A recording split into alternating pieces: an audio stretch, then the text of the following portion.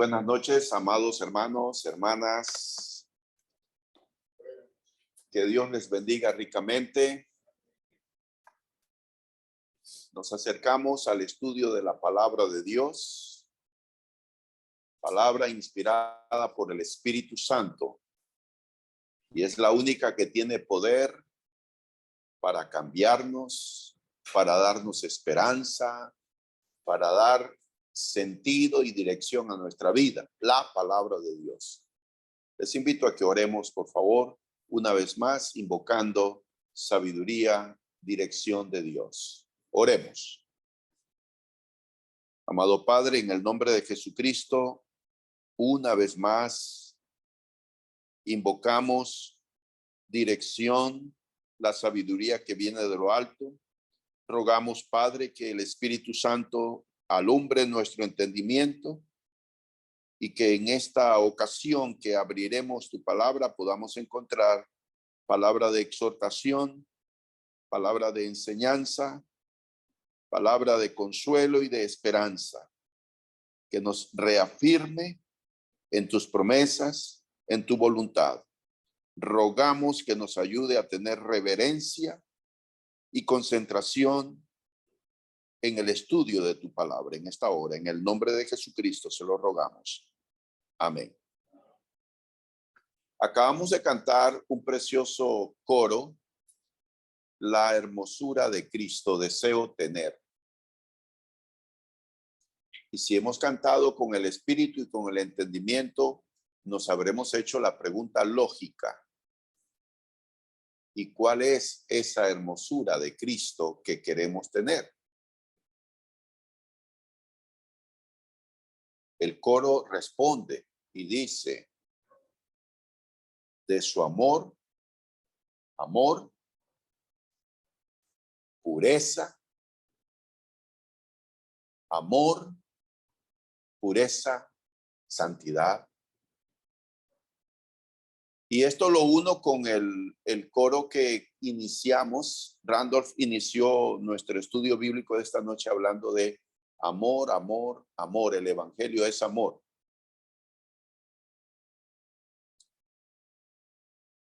Y me puse a pensar que si nosotros creemos que la fe cristiana se basa y se fundamenta en el amor de Dios, ¿cómo es posible que nosotros, si decimos que somos cristianos, no tenemos esa clase de amor que decimos tener? Me puse a pensar en Ucrania y en Rusia. Están en guerra. Se calcula que entre muertos y heridos, ya en 9 meses de combates, en ambos bandos hay como 200,000 soldados, entre muertos y heridos. Y saben ustedes que Rusia, y particularmente Putin, se destacó y se ha destacado por ponerle freno a ciertas conductas inmorales, el llamado, por ejemplo, lesbianismo, homosexualismo. Putin y Rusia ha sido un obstáculo para que en ese país se practique libremente, como en otros países de Europa y de los Estados Unidos. Y en nuestros países de Latinoamérica se está aprobando ese tipo de uniones de parejas del mismo sexo, alegando que es cristiano oponerse.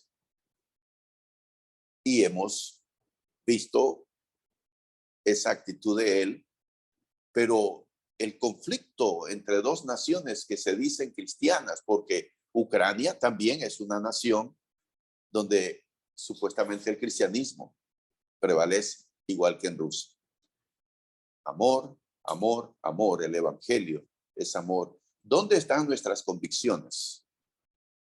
Y las convicciones nuestras, amados hermanos, no es para aprender y saber de memoria, sino para vivir y demostrar en mi vida mis convicciones.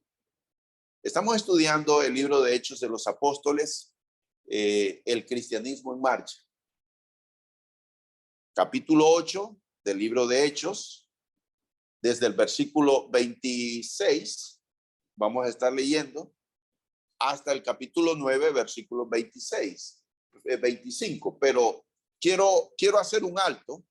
Abran su Biblia, por favor, en el texto de que vamos a estar cubriendo en este estudio bíblico. Hechos, capítulo 8. Vamos a empezar desde el 26. Pero yo quiero hacerles una pregunta. Y quisiera los que están en el auditorio y aquellos que están conectados por Zoom, si han estado jueves tras jueves, hoy es la lección número 6, la de esta noche. Hemos estudiado 5 lecciones. Ya vamos por el capítulo 8 del libro de los Hechos. La pregunta válida que este humilde servidor les hace a ustedes, los que están aquí en el auditorio. Quisiera que me motiven y me animen. Una cosa que hayan aprendido de estas lecciones. Algo que tal vez les parezca a ustedes simple, sencillo, pero para mí me va a animar a escuchar algo que hayan aprendido en estas 5 lecciones. Los que están por Zoom, les animo a escribir en el chat y aquí voy a pedirle, no sé si es a Santos o alguien que esté conectado también, que pueda leer y decirme cuáles son. Yo mismo también puedo leer aquí los chats. Sí, aquí tengo en el púlpito y entonces puedo leer los chats y compartir. Una cosa que hayan aprendido de estas lecciones de los jueves, Cristianismo en Marcha, libro de los Hechos. Bueno, dentro de todo el tema que hemos estado estudiando, cómo se comportaba la iglesia. Ok, Randolph aquí está compartiendo. Sí, Randolph. Cómo se manejaba y cómo se comportaba la iglesia del siglo, la iglesia fundadora de la iglesia. Es la humildad y la sencillez del corazón con la que ellos tenían las cosas en común. Ya sé que lo hemos estudiado, pero es bueno repasarlo, es bueno siempre tenerlo presente. No, o sea, realmente no querían hacer las cosas tan así como que campanantes ni grandes, sino que con lo que ellos tenían y como podían y contestaban, ellos se preocupaban por servir a Dios y servirse entre ellos mismos, preocuparse. No tenían tecnología ni nada, pero todos estaban pendientes de lo que nosotros. Randolph destaca la sencillez y el amor que había entre los primeros cristianos, la primera iglesia en Jerusalén, cómo estaban preocupados por las necesidades de los unos por los otros. Randolph dice que no tenían la tecnología que tenemos nosotros, pero ellos estaban conectados de corazón. Muy bien, ¿alguien más desee compartir algo? Markelis.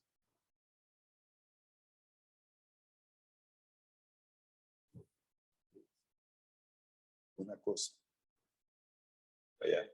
Santos. Sí, pero yo me quedo con, ya no sé si llamarlo osadía o valentía o la fe también que tuvieron Pablo y Juan cuando estuvieron tanto frente al concilio y luego de que ellos fueron llevados para, digamos, ser juzgados, cómo los enfrentaron y no solamente estar ahí parados porque ya estar de pie ahí hablándoles, ya eso es tener fe, y más que eso, confrontarlos y hablarles de lo malo que habían hecho y decirles de la verdad de Dios. Así es. Santos destaca entonces la osadía, la valentía de Pedro y de Juan enfrentándose a las autoridades que los acusaban por predicar el evangelio. Qué valentía, qué valor de estos primeros cristianos. Nuestro hermano Patterson. Lo que me llamó la atención del capítulo 6, cómo la iglesia manejaba las situaciones que se presentaban.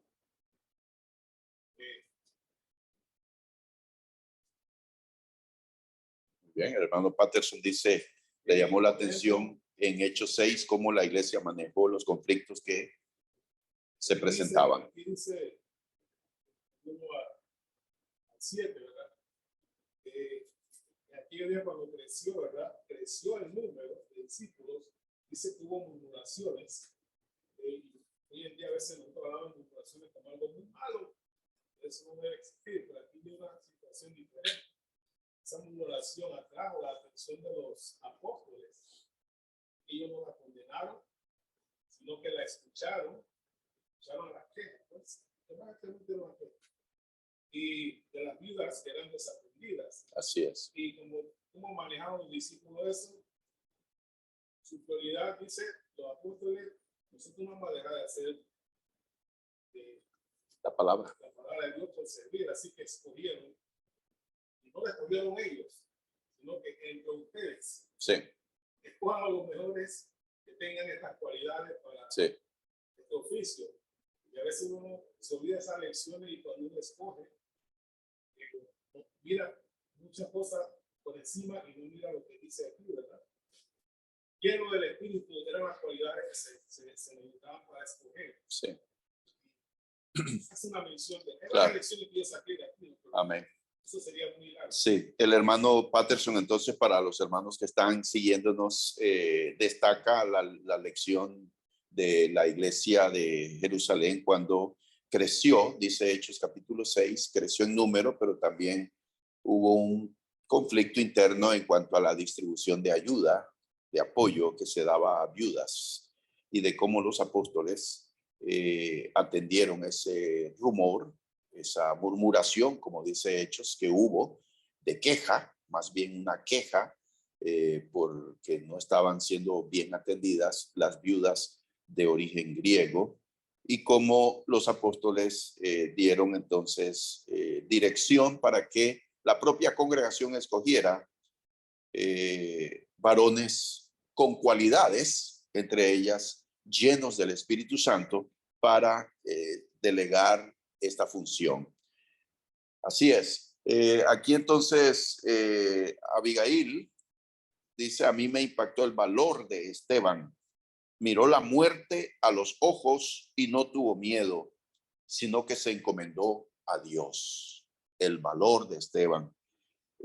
También entonces nuestra hermana Elisa dice: la presencia del Espíritu Santo en ellos. Así que por eso hemos dicho también que el libro de Hechos se le ha llamado Hechos del Espíritu Santo también.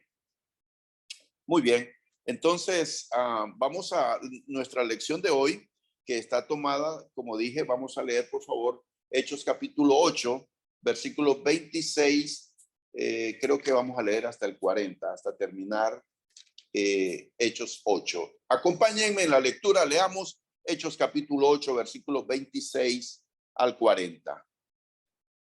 Un ángel del Señor habló a Felipe diciendo: levántate y ve hacia el sur, por el camino que desciende de Jerusalén a Gaza, el cual es desierto. Entonces él se levantó y fue. Y sucedió que un etíope, eunuco, funcionario de Candace, reina de los etíopes, el cual estaba sobre todos sus tesoros y había venido a Jerusalén para adorar, volvía sentado en su carro y leyendo al profeta Isaías.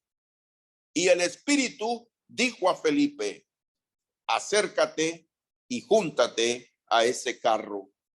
Acudiendo Felipe, le oyó que leía al profeta Isaías y dijo: pero ¿entiendes lo que lees? Él dijo: ¿y cómo podré si alguno no me enseñare? Y rogó a Felipe que subiese y se sentara con él. El pasaje de la escritura que leía era este: como oveja a la muerte fue llevado, y como cordero mudo delante del que lo trasquila, así no abrió su boca. En su humillación no se le hizo justicia, mas su generación, ¿quién la contará? Porque fue quitada de la tierra su vida. Respondiendo el eunuco, dijo a Felipe: te ruego que me digas, ¿de quién dice el profeta esto? ¿De sí mismo o de algún otro? Entonces Felipe, abriendo su boca, y comenzando desde esta escritura, le anunció el evangelio de Jesús. Y yendo por el camino, llegaron a cierta agua y dijo el eunuco: aquí hay agua. ¿Qué impide que yo sea bautizado? Felipe dijo: si crees de todo corazón, bien puedes. Y respondiendo dijo: creo que Jesucristo es el Hijo de Dios. Y mandó parar el carro y descendieron ambos al agua, Felipe y el eunuco, y le bautizó. Cuando subieron del agua, el Espíritu del Señor arrebató a Felipe y el eunuco no le vio más y siguió gozoso su camino. Pero Felipe se encontró en Azoto y pasando anunciaba el evangelio en todas las ciudades hasta que llegó a Cesarea. Ok, si hemos leído detenidamente, nuestra lección de esta noche, la número 6 de esta serie, se titula Dos conversiones ejemplares. Y acabamos de leer la primera conversión ejemplar. Quiero que ustedes traten de responder esta pregunta. En el libro, en el material, los que están estudiando este curso y que les estoy enviando cada lección, notarán que el autor del curso Cristianismo en Marcha no hace ni responde esta pregunta que les voy a hacer. Quiero hacer entre un paréntesis y decirles, sí, estoy empleando el libro El Cristianismo en Marcha, pero la lección estoy dando la esencia de lo que el autor pone. Sin embargo, yo hago mi propio enfoque y le agrego algunos detalles que a mi parecer son importantes para nosotros, para esta congregación. En relación al tema, la lección de esta noche, dos conversiones ejemplares, y acabamos de ver la conversión de el etíope. La pregunta que quiero que ustedes traten de responder es esta: ¿por qué Lucas registra con detalle estas dos conversiones? ¿Y por qué se les puede calificar como conversiones ejemplares, modelos? ¿En qué consiste lo ejemplar de estas dos conversiones? ¿Qué es lo particular y lo especial que tienen estas dos conversiones? Notarán que el Evangelio de Hechos, el libro de Hechos, relata muchas conversiones. Comenzando en Hechos capítulo 2, ¿cuántas personas se convirtieron en el primer mensaje del Evangelio pronunciado por Pedro? En Hechos 2, 3,000. Obedecieron al Evangelio como 3,000 personas. El libro de Hechos es un libro que registra la respuesta de la gente cuando escuchaba el Evangelio atentamente, con la actitud correcta y obedecían el Evangelio. Hechos habla de la conversión de muchas personas. Entonces, ¿por qué estas dos conversiones en particular? ¿Y por qué el autor del libro que estamos empleando titula esta lección número 6, dos conversiones ejemplares? Sí, Randolph tiene un comentario, a ver. Okay, creo que puedo tener una respuesta a esa pregunta. Va en la esencia de las dos conversiones en sí. No me quiero adelantar mucho ahora la de Saulo, pero sí quisiera mencionar que por lo menos en el caso de él era judío.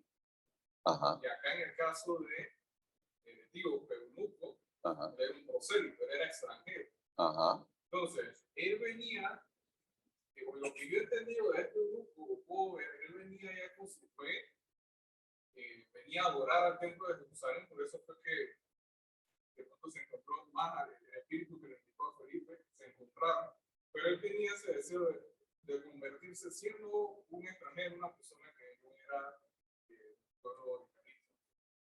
Entonces, siento que sirve de modelo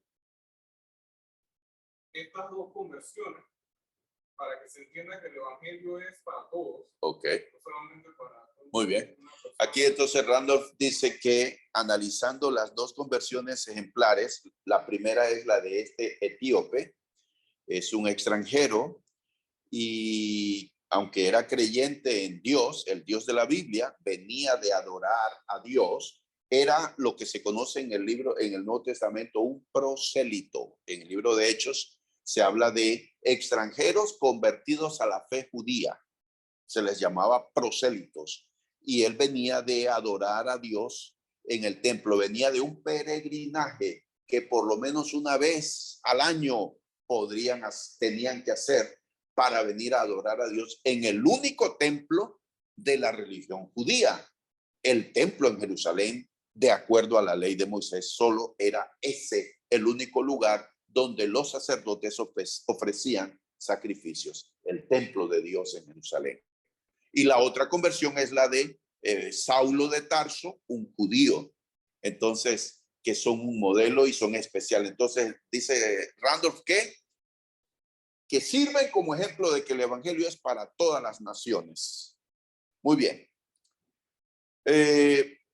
Algunos datos que quiero compartir aquí en pantalla sobre Felipe. Felipe era un judío de la diáspora. Recuerden, diáspora es de la dispersión. Los judíos se habían dispersado por el mundo, así como hoy en día también. Entonces, él era un judío de la diáspora. ¿Por qué lo sabemos? Por su nombre. Felipe es un nombre heleno, griego. Él era del mundo heleno. Y entonces, era uno de los diáconos. Se menciona allí en Hechos capítulo 6. Salió de Jerusalén por la persecución, como dice Hechos capítulo 8, versículos 4 y 5. Leo. Pero los que fueron esparcidos iban por todas partes anunciando el evangelio. Entonces Felipe, descendiendo a la ciudad de Samaria, les predicaba a Cristo. Este es Felipe, uno que salió por causa de la persecución, pero él predicó el evangelio. Primero fue a Samaria y ahora entonces vemos cómo el Espíritu Santo le habla y le dice que vaya a un lugar, y un ángel del Señor también. Hechos 8, versículo 26, quiero destacar, estoy compartiendo en pantalla estos dos versículos. Que noten ustedes, dice Hechos 8, 26, después de esto, un ángel del Señor le dijo a Felipe. Y luego en el 29 dice, el Espíritu le dijo a Felipe. Una doble confirmación de que cuál era el plan de Dios, el propósito de Dios, la misión que Dios le da a Felipe. Qué tremendo, ¿verdad? Porque justamente ese es uno de los grandes dilemas que tenemos nosotros en nuestra vida personal. Saber la voluntad de Dios. Cómo Dios confirma su voluntad, su propósito particular para cada uno de nosotros. Porque sabemos que la voluntad de Dios con respecto a la salvación, con respecto a la vida cristiana, no tenemos que estar con dudas, porque simplemente leemos el Nuevo Testamento y conocemos la voluntad de Dios en esos aspectos. Pero en cuanto a cosas personales de cada uno, saber cuál es la voluntad de Dios es uno de los grandes retos en la vida cristiana. Y algunas veces tenemos dudas. Simplemente tenemos que orar y saber que si lo que queremos hacer no viola ningún principio bíblico, entonces no va en contra de la voluntad de Dios. Es una forma general en que podemos asegurarnos. Pero también notamos que este Felipe conocía las Sagradas Escrituras. ¿Y cómo sabemos eso? Porque cuando él se acercó y pasó el carruaje, el etíope venía leyendo las Escrituras. Y él inmediatamente, cuando escuchó la lectura que venía haciendo en voz alta, indudablemente, lo escuchó el pasaje que venía leyendo. Él sabía que era Isaías, el libro del profeta Isaías. Entonces notamos cuán importante es que nosotros conozcamos las Escrituras para que podamos compartir el evangelio con alguien. Necesitamos leer precisamente el estudio bíblico de los jueves, el estudio bíblico de los domingos. Es un tiempo en el que tenemos que prestar atención. Cuando leemos la Biblia, debemos hacerlo concentrados, enfocados, tomar notas, tratar de memorizar aunque sea un versículo, Juan 3:16, y poder entonces compartir el evangelio con los demás. Es importante eso. Avanzamos en nuestra clase ahora sobre el eunuco, el etíope. Datos que comparto en pantalla sobre este personaje. Primer africano que se convierte a la fe cristiana era un etíope. Su nombre permanece en el anonimato. Noten ustedes que no se menciona su nombre particular. Qué raro, ¿verdad? Lucas no registra el nombre, solo dice que era etíope, que era el tesorero, que era creyente en Jehová, regresaba de un peregrinaje a Jerusalén, era tesorero de la reina de Etiopía, era eunuco. Recuerden que eunuco era una condición de los hombres. Es decir, no tenían necesidad de tener relaciones sexuales porque eran castrados. Los eunucos, generalmente estos reyes, castraban a los que estaban velando, cuidando el harén. Y era algo terrible. Entonces, la ley de Dios, la ley de Moisés, dice algo con respecto a los eunucos. ¿Saben ustedes qué dice el libro de Levítico? No se les permitía entrar al templo. Así que seguramente que había una sección fuera donde él podía entrar, pero no tenía acceso más adentro del templo. Seguramente que los judíos en el templo tenían reglas. Saben ustedes que las mujeres se sentaban aparte de los hombres, los extranjeros se sentaban en otro lado, los prosélitos se sentaban aparte. Entonces, vemos que este hombre tenía esa condición. Su conversión refleja el alcance de la gracia de Dios. Pero también su conversión revela las actitudes que debe mostrar la persona para recibir la gracia de Dios. ¿Qué actitudes muestra él positivas? Que toda persona que cuando se le predique el evangelio debe tener. Si no tiene estas actitudes, la persona que está escuchando el evangelio es por gusto, porque no va a tener un resultado positivo en su vida el oír el evangelio. ¿Interesado? Una vez el profesor creyó, una vez tomó la acción. tenía la disposición de obedecer a Dios. Eso también es lo que no hace una conversión modelo, porque en la lección ahí da unas palabras medio fuertes el autor, diciendo de que al escuchar la verdad y no te conviertes instantáneamente, estás ya rechazando. Sí, Y eso, entonces, su conversión instantánea sí. es un modelo a seguir. Sí, entonces Daniel aquí hizo referencia al autor del libro que estamos estudiando, que dice que cuando una persona oye el evangelio y no obedece inmediatamente, está rechazando la palabra de Dios.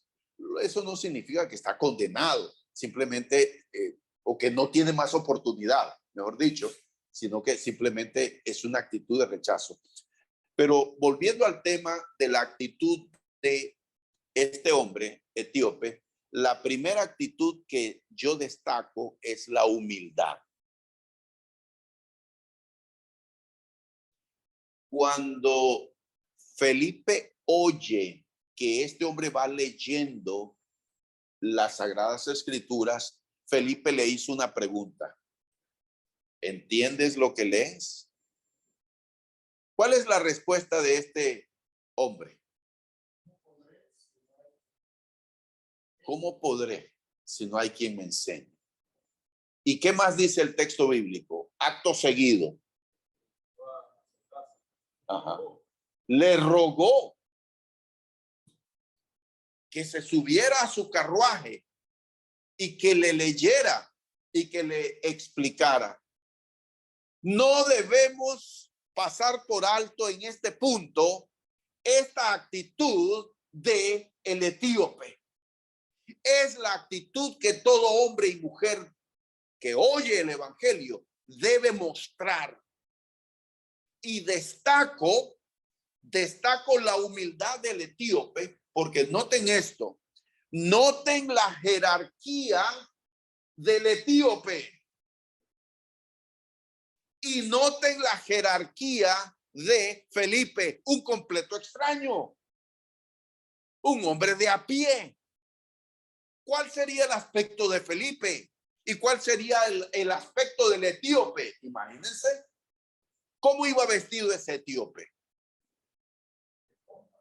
Una ropa elegante. Su vestimenta, su carruaje. Era un hombre rico. Era el que estaba a cargo, dice el texto, de todos los tesoros de la reina de Etiopía. Noten ustedes la alta posición social de este hombre. Contrasta con Felipe, un hombre que salió huyendo por la persecución y andaba solo lo que tenía puesto. Así salió. ¿Cómo sería el aspecto de Felipe versus el aspecto de el etíope? Pero noten la humildad del etíope. Le rogó que se subiese. Es algo que debemos destacar, porque es algo que necesitamos tener. Necesito aprender la humildad del etíope. Y miren, no nos engañemos. Si el etíope venía leyendo, ¿qué versión del Antiguo Testamento estaba leyendo y en qué idioma estaba leyendo? Les dejo esa tarea. Seguramente que él no hablaba el hebreo. Probablemente él estaba leyendo la versión conocida como la Septuaginta, la versión en idioma griego, que recuerden ustedes, el general, uno de los generales de Alejandro el Grande, a la muerte de Alejandro el Grande, sus 4 generales se dividieron todo el territorio conquistado por Alejandro porque Alejandro no dejó heredero. sus 4 generales. Uno de ellos fue Ptolomeo. Se quedó a cargo de Egipto. Fue nombrado faraón. Ptolomeo era un hombre muy culto que amaba la cultura de su Grecia, y entonces dicen que él fue el que patrocinó la traducción de las Sagradas Escrituras hebreas al idioma griego. Antes de Cristo, esa era la primera versión traducida de las escrituras hebreas, judías, al idioma. Lo más probable entonces es que este etíope venía leyendo en griego. Es decir, era un hombre culto, un hombre preparado. Perdón. Felipe, recuerde que él es heleno, él era de Grecia. Felipe hablaba griego. Probablemente ese es el idioma en el que se comunicó Felipe con el etíope. El Espíritu Santo le pidió a Felipe que llegara al camino donde iba a pasar el etíope en su carruaje. No es por casualidad, no hay casualidades. El Espíritu Santo propició este encuentro entre un hombre de cultura griega, Felipe, judío, conocedor de las Sagradas Escrituras, con el etíope. Noten ustedes cuán interesante es esta conversión. Sí, hermano. Hay otro dato ahí que acabas de mencionar. En aquella época tener algo escrito, un libro, así es. Lo que sea, no era común. No era común, exacto. Sí, exacto. En aquel tiempo solamente la gente rica podía tener un libro. Recuerden que todo era copiado a mano.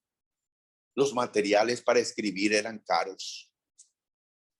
Y entonces él llevaba el rollo del libro de Isaías. Recuerden entonces que en 1948, cuando en las cuevas de Qumran, este joven pastor de ovejas descubrió los rollos del Mar Muerto en unas vasijas de barro, se habla entonces que el libro del profeta Isaías estaba intacto en esos rollos del Mar Muerto. Y una de las grandes interrogantes de los eruditos era: el libro del profeta Isaías que leemos ahora es el mismo que leyeron hace 2000 años, porque los rollos del Mar Muerto se calcula, se data que fueron en la época que Jesús vivió o un siglo antes, porque había una comunidad de judíos que se habían retirado en esa zona, se les llamaba los esenios, y ellos son los que escribían estos manuscritos. Pues los investigadores lograron leer el libro del profeta Isaías de ese rollo del Mar Muerto y descubrieron que es exactamente el mismo mensaje del libro de Isaías que tenemos ahora.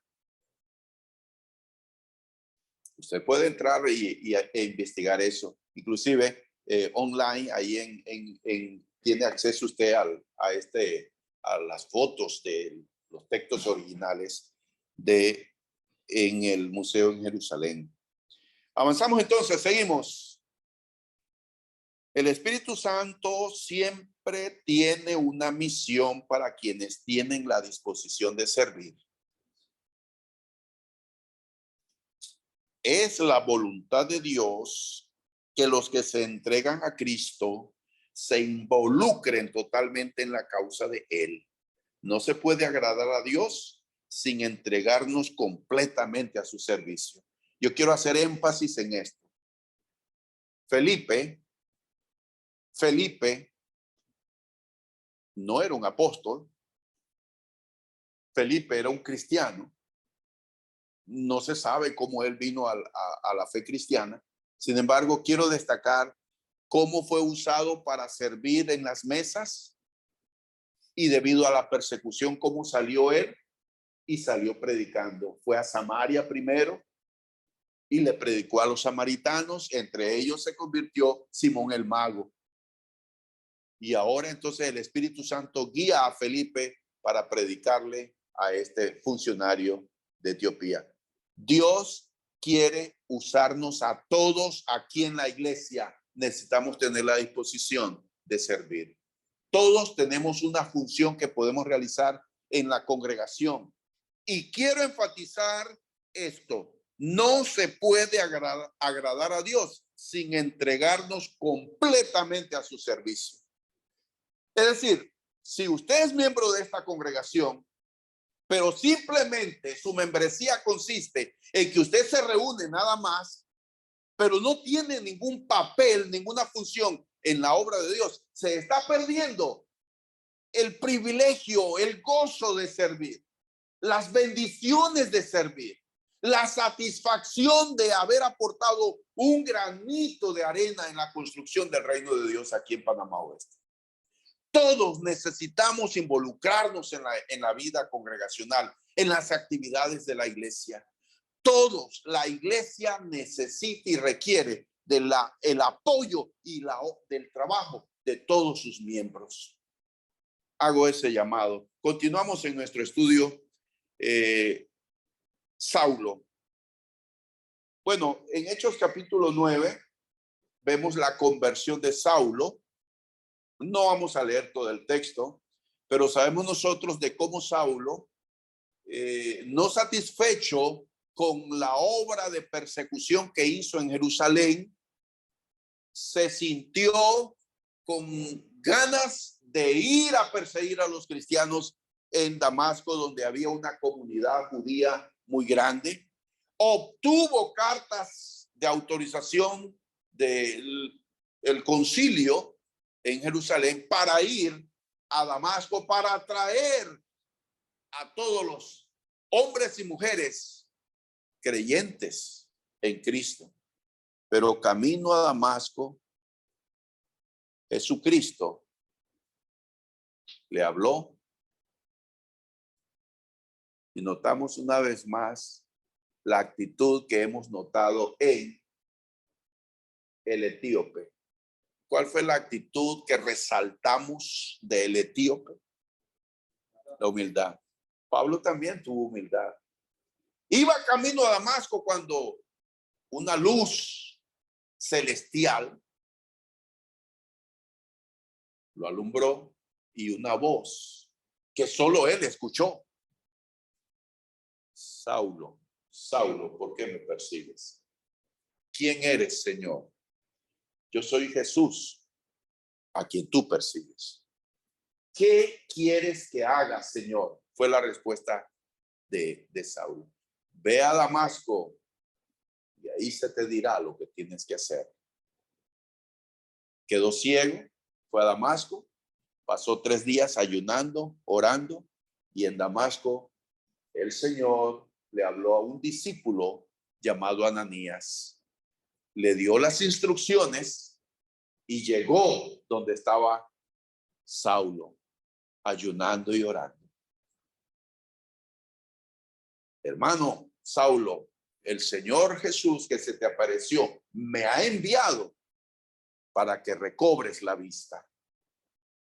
Puso sus manos sobre Saulo, oró por él y Saulo recuperó la vista. ¿Y qué dice el texto bíblico? Hechos 22:16. Saulo comparte su testimonio en 2 pasajes aquí en Hechos, en el 22 y en el 26. Aquí en el capítulo 22, versículo 16, dice que este cristiano llamado Ananías le dijo: ahora pues, ¿por qué te detienes?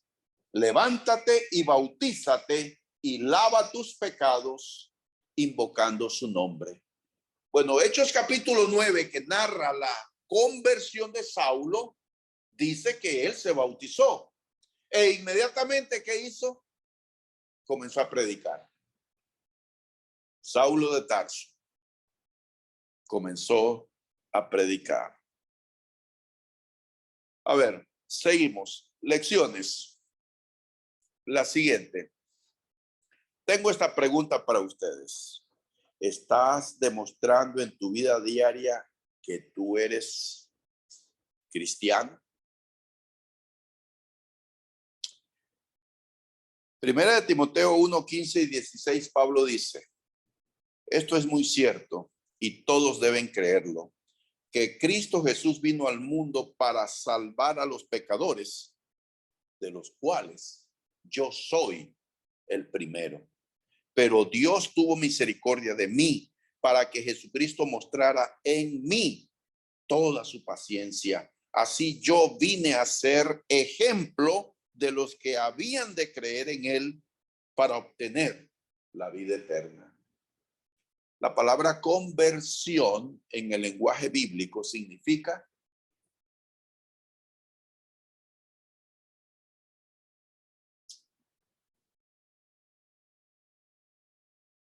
¿qué significa conversión?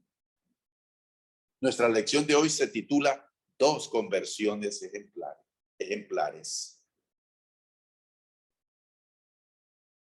Conversión encierra la idea de dar un cambio, un giro en tu vida, un giro de dirección,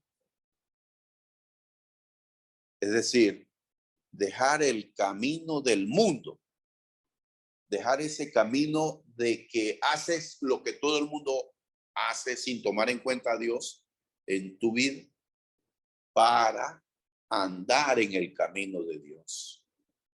Conversión tiene que ver con un cambio de mente. La palabra griega es metanoia, un cambio de mente. La conversión es una transformación de tu manera de pensar. Tienes que ver a través de los ojos de Dios. Sentir lo que Dios siente.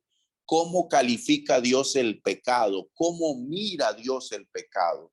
¿Qué dice Dios acerca del pecado? Nosotros adoptamos lo que Dios dice acerca del pecado y de la vida lejos de él. Y cambiamos. La conversión tiene que ver con el poder del evangelio para transformar la vida de hombres, gente que anda en un camino perdido,